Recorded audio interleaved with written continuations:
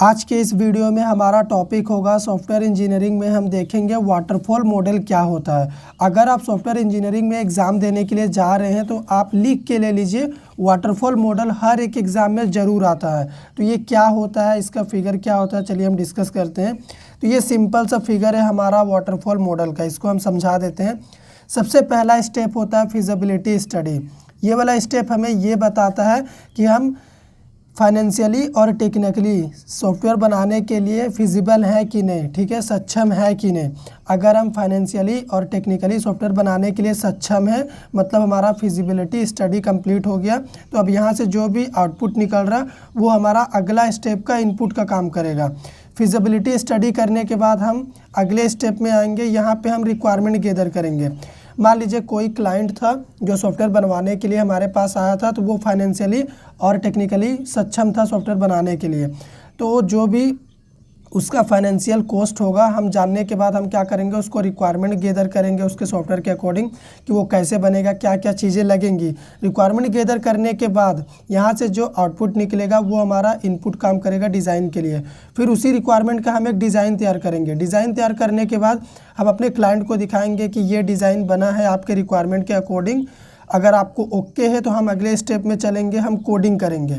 Coding मतलब जिस चीज़ का हमने डिज़ाइन तैयार किया है उसी चीज़ को हम रियल में इम्प्लीमेंट करेंगे, कोडिंग करेंगे प्रोग्रामिंग लैंग्वेज के ज़रिए। कोडिंग करने के बाद हम क्या करेंगे, टेस्ट करके चेक करेंगे कि हमारा सॉफ्टवेयर सही से काम कर रहा है कि नहीं।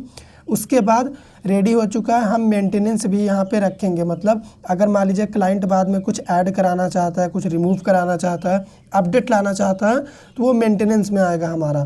तो ये सिंपल सा हमारा क्या फिगर है वाटरफॉल मॉडल का। अब चलिए हम आपको वाटरफॉल मॉडल का थ्योरी समझाते हैं कि एग्ज़ाम में आप लिखेंगे क्या। First point, the waterfall model is the simple and classical models of all the models we have. ठीक है, हमारे पास जितने भी मॉडल्स हैं उनमें से सबसे सिंपल और क्लासिकल मॉडल कौन है, वाटरफॉल मॉडल है। जैसा कि आप फिगर में ही देख सकते हैं कितना सिंपल है। फिजिबिलिटी स्टडी, उसके बाद requirement specification, design, coding, testing, maintenance, बस इतना ही स्टेप है, वाटरफॉल मॉडल ख़त्म। सेकेंड पॉइंट क्या है हमारा, this model is also known as linear sequential model. इसका मतलब क्या हुआ, फिगर में हम चलते हैं। लीनियर सिक्वेंशियल मॉडल ये इस तरह से है कि पहले फिजिबिलिटी स्टडी ही रहेगा फर्स्ट स्टेप, उसके बाद ऐसा नहीं कि सेकंड स्टेप डिज़ाइन रहेगा उसके बाद हम रिक्वायरमेंट गैदर करेंगे, बिल्कुल नहीं। ये जिस सीक्वेंस में आप यहाँ पे देख पा रहे हैं उसी सीक्वेंस में हमारा ये वाटरफॉल मॉडल काम करता है। Feasibility study, requirement specification, design, coding, testing, maintenance, इसी सीक्वेंस में ये हमारा वाटरफॉल मॉडल काम करता है। थर्ड पॉइंट क्या है हमारा, this model is the theoretically model not a practical model. हमारा जो वाटरफॉल मॉडल होता है वो एक तरह का थ्योरी वाला मॉडल है। इसमें जो भी होता है थ्योरेटिकली होता है, प्रैक्टिकल इसमें कुछ भी नहीं है। ठीक है, in this model each and every phase must be completed before moving to the next phase. इसका मतलब क्या हुआ, फिगर में दिखाते हैं। अगर मान लीजिए हम फिजिबिलिटी स्टडी नहीं किए हैं तो इसका मतलब हम रिक्वायरमेंट स्पेसिफिकेशन वाले फेज़ में नहीं जा सकते। या फिर आप ऐसे भी समझ सकते हैं हमने फिजिबिलिटी स्टडी कर लिया, अब हम डायरेक्ट डिज़ाइन तैयार कर रहे हैं, तो नहीं, आपको रिक्वायरमेंट स्पेसिफिकेशन में आना ही पड़ेगा, रिक्वायरमेंट गैदर करना ही पड़ेगा। जब तक रिक्वायरमेंट गैदर नहीं करेंगे आप डिज़ाइन नहीं बना सकते। जब तक आपके पास डिज़ाइन नहीं होगा आप कोडिंग नहीं कर सकते। कोडिंग बिना किए हुए आप टेस्टिंग नहीं कर सकते, क्योंकि आप टेस्टिंग किसका करेंगे, डिज़ाइन का तो कर नहीं सकते। उसके बाद टेस्टिंग के बाद ही आप मेंटेनेंस करेंगे, ऐसा नहीं कि कोडिंग के बाद डायरेक्ट मेंटेनेंस। तो ये होता है हमारा कि हर एक फेज़ को सिक्वेंसली कंप्लीट ही करना है आपको, तब आपको अगले वाले फेज़ में मूव करना है। ऐसा नहीं कि किसी एक को बीच में स्किप कर दे डायरेक्ट यहाँ पे आ जाए, ऐसा नहीं है। ठीक है, अभी हमारा फिफ्थ पॉइंट क्या है, this model is suitable for small project where the technical issue are very clear. ये जो हमारा वाटरफॉल मॉडल है ना, ये छोटे छोटे प्रोजेक्ट में काम आता है। ठीक है, जहाँ पे जो भी टेक्निकल इशू होता है वो पूरा क्लियर होना चाहिए, तब आप वाटरफॉल मॉडल वहाँ पे यूज़ कर सकते हैं। प्रोजेक्ट छोटा होना चाहिए, सारा टेक्निकल प्रॉब्लम क्लियर होना चाहिए, तब आप वाटरफॉल मॉडल यूज़ कर सकते हैं अपने प्रोजेक्ट में। लास्ट पॉइंट क्या है, at the end of each phase a review will take place. जब सारे फेज़ कंप्लीट हो जाते हैं, जैसे फिगर में हम आपको दिखाएं, जैसे कि यहाँ पे देखिए, जब सारे फेज़ आपने कंप्लीट कर लिया, फिर आप क्या करेंगे, रिव्यू करेंगे कि आपने सही से अपना वाटरफॉल मॉडल फॉलो किया है कि नहीं। जैसे मेंटेनेंस में आप मेंटेनेंस देखेंगे, मेंटेनेंस के बाद आप टेस्टिंग के बाद कोडिंग के बाद डिज़ाइनिंग के बाद रिक्वायरमेंट स्पेसिफिकेशन, उसके बाद फिजिबिलिटी स्टडी। आप एक बार चेक करेंगे, ठीक है, कि आपने सही काम किया है कि नहीं। अब चलिए इसी फिगर के अकॉर्डिंग वाटरफॉल मॉडल का एडवांटेज और डिसएडवांटेज भी हम डिस्कस कर लेते हैं। एडवांटेज की अगर हम बात करें वाटरफॉल मॉडल का, तो पहला एडवांटेज क्या है, waterfall model is the very simple and easy model which we can use for small project.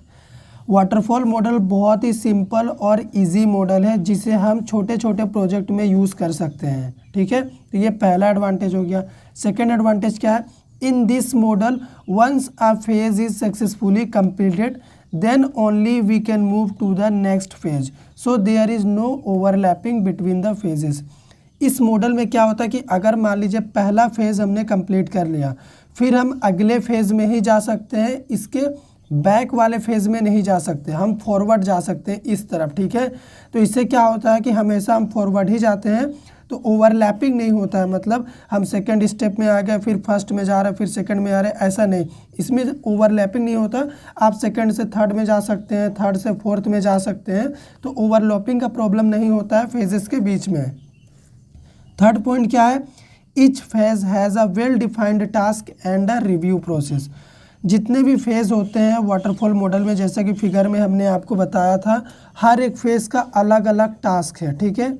उसके बाद लास्ट में रिव्यू प्रोसेस भी होता है वाटरफॉल मॉडल में, कि आप लास्ट में चेक कर सकते हैं रिव्यू करके कि आपने सही काम करा है कि नहीं। तो ये हो गया हमारा एडवांटेज। अब बात करते हैं हम डिसएडवांटेज की, कि वाटरफॉल मॉडल का डिसएडवांटेज क्या है। सबसे पहला, not use for big project. बड़े बड़े प्रोजेक्ट में वाटरफॉल मॉडल को आप यूज़ नहीं कर सकते। Second, we can not move back in the last phase. अगर आप मान लीजिए फर्स्ट फेज़ से सेकेंड फेज़ में आ चुके हैं, ये फर्स्ट फेज़ था, ये सेकेंड है और ये थर्ड है, अगर आप यहाँ पे आ चुके हैं तो आप वापस नहीं जा सकते ऊपर, ये नहीं होगा, आपको हमेशा फॉरवर्ड ही आना है, ठीक है। तो ये डिसएडवांटेज हो गया हमारा। थर्ड पॉइंट क्या है, this model contains high risk. Waterfall model में बहुत ज़्यादा रिस्क होता है। रिस्क क्यों होता है, क्योंकि इसमें अगर आप एक बार सेकेंड फेज़ में आ गए तो आप थर्ड फेज़ में ही जा सकते हो, वापस बैक नहीं जा सकते। अगर यहाँ पे मान लीजिए कुछ गलती हो गया है तो आप उसको करेक्ट नहीं कर सकते, तो ये रिस्क हो गया। और ये थ्योरेटिकल मॉडल है, क्लासिकल मॉडल है जिसमें रिस्क होता है। लास्ट पॉइंट क्या है, it is poor model for complex and object oriented project.